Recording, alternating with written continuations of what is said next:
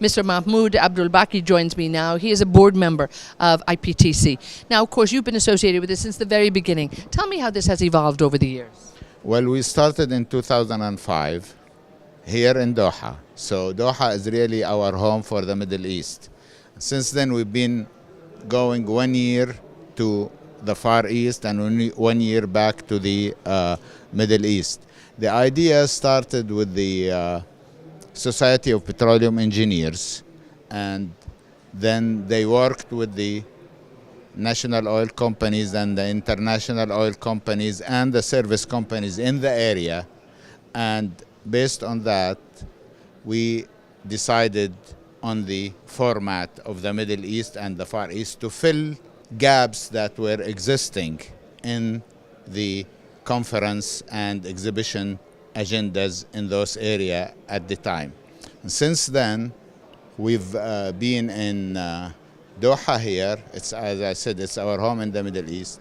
We've been in the Far East, in Kuala Lumpur, in Bangkok, Thailand, and in Beijing, China. And the growth has been continuing since we started. Fantastic growth, not only in the number of people attending, number of exhibitors, but also in the number of papers in the conference. Now, tell me a bit about the papers in the conference. I've popped in on some of the technical sessions, and I'm sure you're all very proud to oversee the great submissions that you get. But you've had huge amounts. You can't fit them all in. But tell us a little bit about the technical sessions. Sure. In the, we have 9 concurrent technical sessions going on in the morning, and 9 concurrent sessions going on in the evening, in the afternoon. Okay. We have also a couple of CEO panels this year, and we had also some invited guests that are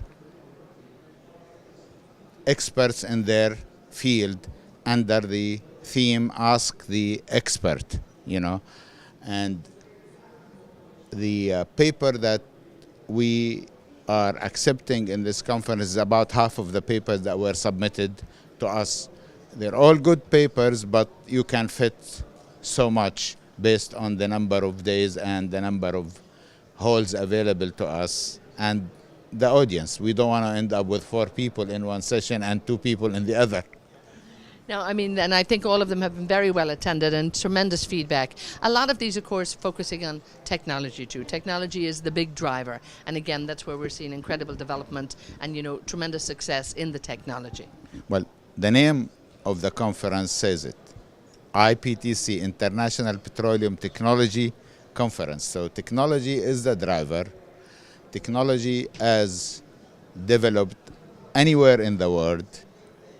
We want to encourage technology development in our area, and at the same time to facilitate the transfer of technology from anywhere in the world in other area.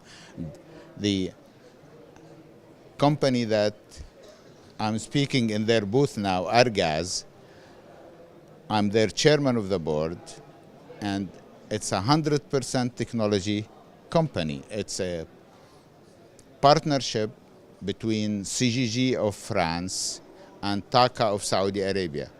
It started about 50 years ago. In fact, in January 2016, we're celebrating our 50th anniversary. During those 50 years, we have worked for many clients in the region. We've worked for Saudi Aramco, our main client, but we worked also for PDO Oman. We worked for KOC in Kuwait. We worked for QP in Qatar. We worked for ADNOC in Abu Dhabi. We worked for several companies in Egypt. We worked in Yemen. So we've been all over the Middle East trying to provide the technical service and at the same time trying to bring in the technology to all the different countries. Of course, and that's so important now. Tell me, how has this conference been now? We're at a time of, you know, lower oil price. Of course, there's a lot of maybe different issues on people's minds. What are they all looking for now? What are you feeling? Absolutely, and we're all going through a difficult time. Some more than others. But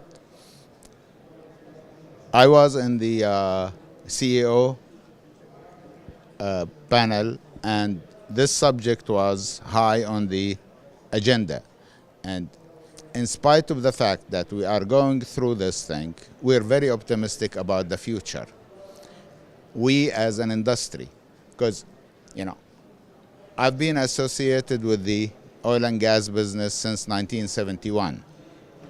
This is my fourth cycle. So this is the nature of our business.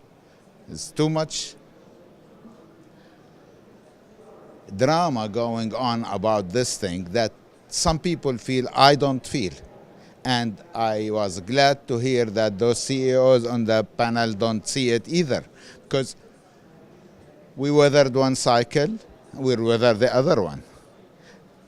So actually, we always have a fantastic growth few years after we come out of each of that one cycle. So the trick is to continue bringing in a new blood.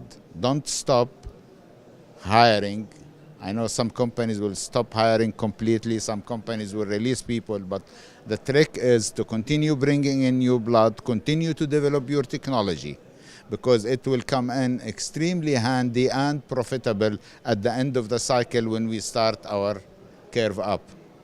So you're optimistic of the future. When you look at the future projections for energy demand, everybody has, the population will grow, energy demand will grow, people will come out of poverty, have more disposable income, you know, so it's about, would you say it's about holding on for these, hopefully, you know, few months? We're hearing maybe at the second half of the year we'll see more demand, and then, you know, but again, getting back to basics maybe and really paying attention to the goal. Yes, I'm not in the prediction business, but so I really not qualified to talk about few months or few years. But whatever it is, as I said, we'll weather it out. We have our strategy from adding new blood, as I said, and continuing to develop technology, continuing to serve our clients, and we're 100% positive that we will be extremely well positioned to be there when the cycle ends.